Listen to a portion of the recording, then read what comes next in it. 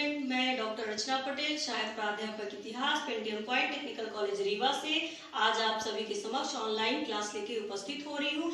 I hope कि आप घर पे सुरक्षित होंगे, सेफ होंगे और चूंकि आपको ये सुविधा दी जा रही है इसलिए आप घरों से बाहर बिल्कुल भी ना निकले। आपको हम घर बैठे ही ऑनलाइन क्लासेस प्रोवाइड करवाएंगे हमारे महाविद्यालय के द्वारा जो है, तो आपको किसी भी प्रकार की समस्या ना हो एजुकेशन को लेकर, इसलिए सारी चीजें की जा रही है। तो हम आज एमए हिस्ट्री सेकंड सेम के स्टूडेंट हैं आप। हमने इससे पहले की क्लास में आपको मुगलकालीन चित्रकला के बारे में बताया था, जिसमें हमने आपको बाबर और हुमायूं के शासनकाल के बारे में आपको बताया था कि किस तरह से बाबर की आत्मकथा में बेजाद के बारे में हमने आपको बताया। हुमायूं के शासनकाल में हमने आपको बताया कि किस तरह से निर्वासन के समय पे उसके साथ फारस के 2 चित्रकार आते हैं, कौन कौन से, आपके अब्दुल समद और मीर सैयद अली। ठीक है, तो ये सारी चीजें हमने बताई थी उनके बारे में। अब हम आज आपको बताने जा रहे हैं अकबर का जो शासनकाल है 1556 से 1605 ईस्वी। कहां से कहां तक आपको 1556 से 1605 ईस्वी ये। ठीक है, तो आज हम आपको अकबर के शासनकाल में चित्रकला के बारे में बताएंगे। अकबर का जो समय है, ठीक है, 1556 से 1605। अब हम आपको ये बता दें अकबर के शासनकाल में भी अब्दुल समद और मीर सैयद अली जो हुमायूं के साथ फारस से आए थे चित्रकार, वो कहाँ आ रहे हैं, अकबर के भी शासनकाल में। और आगे चलकर जो है तो अकबर ने अब्दुल समद को कहाँ, मुल्तान का दीवान नियुक्त किया था। कहाँ का, मुल्तान का क्या किया था, दीवान नियुक्त किया था। ठीक है, तो यहाँ पास ये हो गया कि अकबर के शासनकाल में भी अब्दुल समद और ये आपके सैयद अली ये दोनों थे। ठीक है, इसके बाद हम बात करते हैं अबुल फजल के आईने अकबरी की। ठीक है, अबुल फजल के आईने अकबरी की। तो अगर हम अबुल फजल के आईने अकबरी की बात करें तो उसमें 15 चित्रकारों के नाम मिले हैं। ठीक है, 15 चित्रकार कौन कौन से आपके, केशव, माधव, राम, मुकुंद, सावनदास, दशवंत, ठीक है, और बसावन आदि चित्रकारों के नाम मिले हैं। आपकी जानकारी के लिए बता दें, कभी कभी क्वेश्चन आता है कि अकबर के शासनकाल में अग्रणी चित्रकार कौन था, तो आपको जानकारी के लिए बता दें अग्रणी अगर हम चित्रकार की बात करें तो कौन था आपका, दशवंत जो है अग्रणी चित्रकारों में से था। और आपका ये जो बसावन है, बसावन क्या है, ये सर्वोत्कृष्ट चित्रकारों में से था। ठीक है, सर्वोत्कृष्ट चित्रकार कौन, ये आपका बसावन। ठीक है, अब हम आपको बता दें यहाँ पास कि बसावन सर्वोत्कृष्ट चित्रकार क्यों था, क्योंकि बसावन के द्वारा जो है तो छवि चित्र को तैयार किया गया। छवि चित्र को उसके द्वारा जो है तो एक कृष्णकाय घोड़े पे जो है तो बैठे हुए एक मजनू का चित्र दिखाया गया है। एक कृष्णकाय घोड़े पे बैठे हुए मजनू का चित्र दिखाया गया। मानो ऐसा उसमें भाव प्रतीत हो रहा है जैसे कि एक प्रेमी है, वो अपनी प्रेमिका को ढूंढते हुए इधर से उधर एक सुनसान स्थान पे पहुंच गया है और बिल्कुल उसकी हालत ऐसी हो रखी है मानो कितने दिनों से वो भटक रहा हो। ठीक है, तो यहाँ पर बसावन के द्वारा इस तरह के एक चित्र को क्या किया गया, चित्रित किया गया। इसलिए अकबर के शासनकाल में सबसे पहले छवि चित्र का उल्लेख किसके द्वारा किया गया, यहाँ पर बसावन के द्वारा।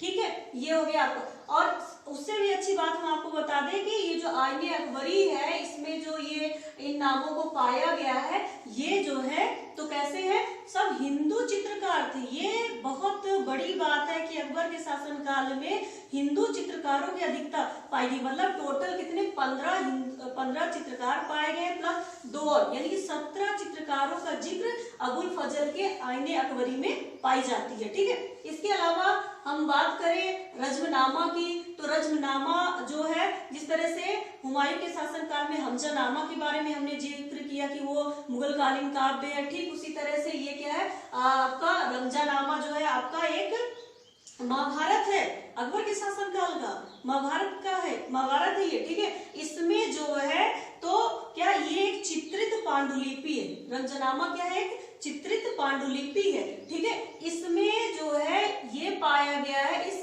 दशवंत के बारे में ये कहा गया है, सिर्फ रजमनामा में ही इसका उल्लेख पाया गया है और साथ में ये इसमें कहा गया है कि दशवंत के चित्र इसी के अंतर्गत है कुछ समय के लिए, बाकी बाद में ये विक्षिप्त हो जाता है। क्या हो जाता है? ये जो अग्रणी चित्रकार था ये विक्षिप्त यानी कि पागल हो जाता है और 1584 ईस्वी में, कब? 1584, ठीक है, 1584 ईस्वी में इसकी मृत्यु हो जाती है। ठीक है, तो दशवंत जो है बस यहीं तक सिमट कर रह गया।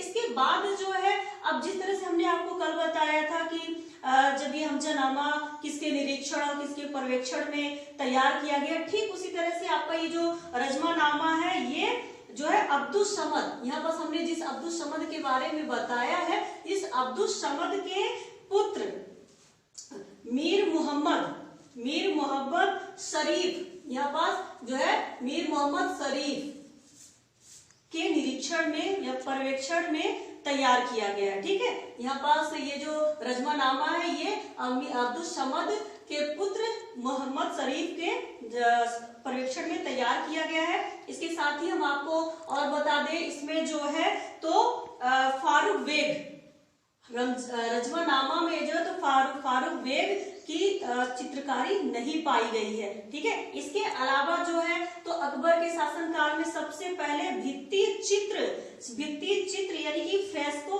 पेंटिंग, जिसको अंग्रेजी में फ्रेस्को पेंटिंग कहा जाता है, उसको शुरुआत किसके शासनकाल में हुई? अकबर के शासनकाल में हुई। ठीक है, इसके अलावा इसमें जो है ये जो फ्रेस्को पेंटिंग या भित्ति चित्र जिसको आप कहते हैं, उसमें जो है तो ईरानी शैली का प्रभाव पड़ा है। ईरानी शैली कैसी होती थी? बिल्कुल सपाट होती थी। ठीक है, बिल्कुल कैसी होती थी? सपाट होती थी इसमें ईरानी शैली, लेकिन सपाट होती थी, लेकिन जब इसमें भारतीय शैली का क्या है, भारतीय शैली का मिश्रण होता है तो ये जो है तो एक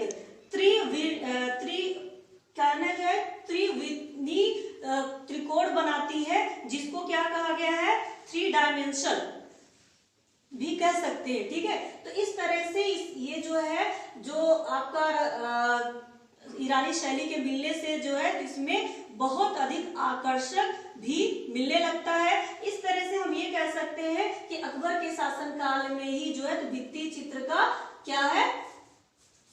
भित्ति चित्र पाया गया है। इसके बाद हम बात करते हैं किसका आगे चल के कि 3 और चित्रकार कौन कौन से आपके अकबर के शासन। एक चीज और बता दें, अकबर ने चित्रकारी के बारे में क्या कहा है? उसने कहा है कि अगर हमें जन्नत पहुंचना है तो हमें मतलब अल्लाह के पास पहुंचना है तो चित्रकारी क्या है?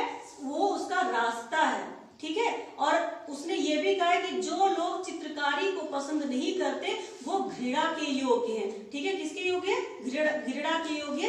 इसलिए अकबर के टाइम पे जो है तो चित्रकारी को बहुत अधिक महत्व दिया जा रहा था। इसके बाद जो है तो हम बात करते हैं आगे चल के 3 और चित्रकार हुए। कौन था? मिस्कीन, फर्रुख बेग और अकारिज, ये तीनों चित्रकार भी हुए हैं। ठीक है, इसके बारे में हम ज्यादा डिटेल नहीं जाते हैं, आगे आ जाते हैं हम आपके कहा जहांगीर के शासनकाल में।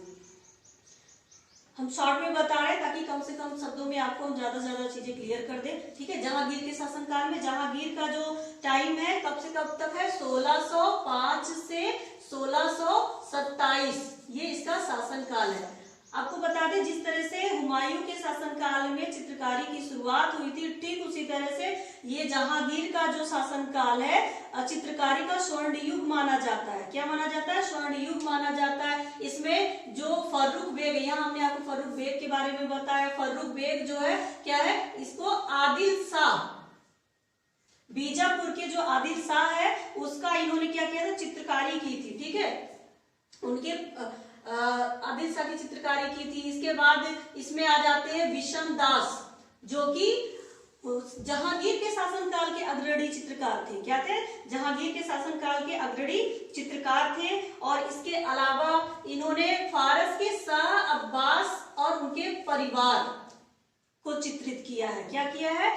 फारस के शाह अब्बास और उनके परिवार को चित्रित किया गया है। ठीक है, इसके बाद हम मेन आ जाते हैं उस्ताद मंसूर के ऊपर। ठीक है, ये जो मंसूर है इसको नादिर उल अस्र की उपाधि दी गई थी। मंसूर को नादिर उल अस्र की उपाधि दी गई थी। इसने जो है तो साइबेरिया के दुर्लभ सारस का चित्र बनाया है। इसने जो है साइबेरिया के दुर्लभ सारस का चित्र बनाया है। इसके अलावा इसने बंगाल का अनोखा पुष्प भी चित्रित किया है। तो इस तरह से यहाँ पास उस्ताद के बारे में, उस्ताद मंसूर की सारी चीजों के बारे में क्लियर होता है। इसी तरह से हम अबुल हसन में आ जाते हैं। यहाँ पास अबुल हसन जो है तो ये एक छवि चित्रकार था। अबुल हसन क्या है? एक छवि चित्रकार था, यानी कि हूबहू प्रतियां, ये जो है एक छवि चित्रकार था और सेम टू सेम देकर ही टू कॉपी कर देता था। इसने जो है तो तुझके जहांगीरी का जो मुख्य पृष्ठ है उसमें पृष्ठ उसमें सिंहासनारूढ़ जहांगीर का चित्र चित्रित किया है। ठीक है, और इसी तरह से इसने ड्यूटर के सेंट पॉल को भी चित्रित किया है और साथ में इसको जो है अबुल हसन को क्या है, नादिर उल जमा की उपाधि दी गई। किसकी? नादिर उल जमा की उपाधि दी गई है। ठीक है, तो बच्चों आज हम अपना टॉपिक यही स्टॉप करते हैं और इसमें हमने आपको ज्यादा डिटेल तो नहीं लेकिन शॉर्ट में हमने आपको समझाने की कोशिश करी है। ठीक है, आगे हम इसी तरह से आपको और चीजें लेके समझाते रहेंगे, लेकिन हाँ इसमें हम आपसे कुछ इससे जुड़ी हुई क्वेश्चन भी आपसे पूछेंगे, जो कि हम आपको ऑडियो के माध्यम से आपके सामने क्वेश्चन भेजेंगे। ठीक है, उसका आंसर आपको देना पड़ेगा, जिसमें हम सिर्फ और सिर्फ इसी से जुड़ी हुई सारे क्वेश्चन रहेंगे। ठीक है, तो ये आपका मुगल कालीन चित्रकला जो है चैप्टर, आज हम ये स्टॉप करते हैं। Thank you so much.